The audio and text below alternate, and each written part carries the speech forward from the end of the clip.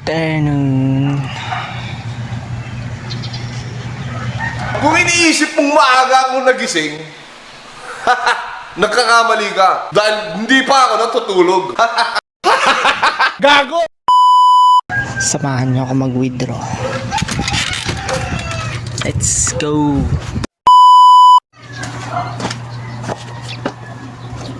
A few moments later.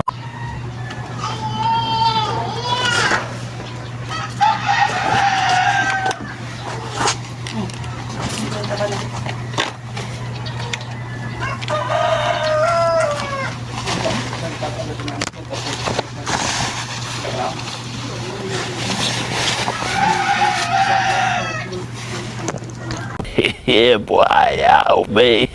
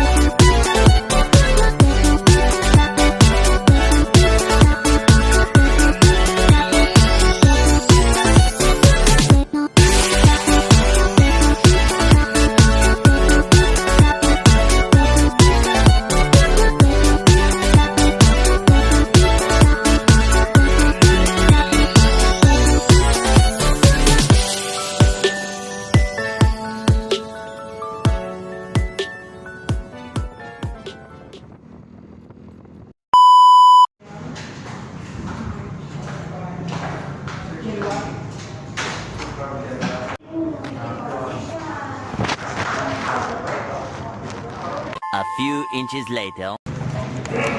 Fill up. Dalawa lang fill up mo rito. Cellphone number yung ginagamit mo sa firma mo rito. Para in case may lacking information dito, mo rito. Ito lang ba?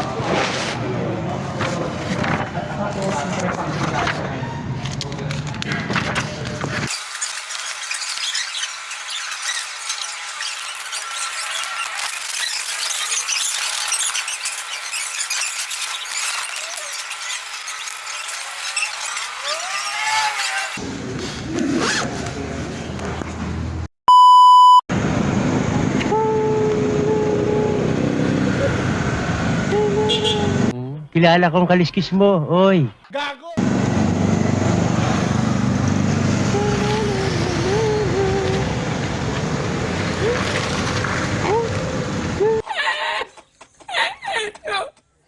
Si no le ayuda a la fábrica, el camión le...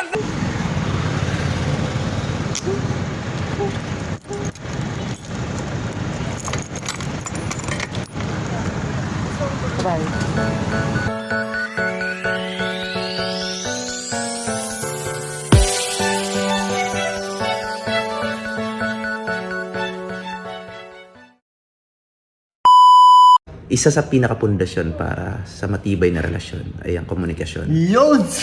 Hindi lang basta communication, andun din yung comprehension. Ang dapat ina-address mo sa partner mo kung sa anong paraan mo gustong mahalin.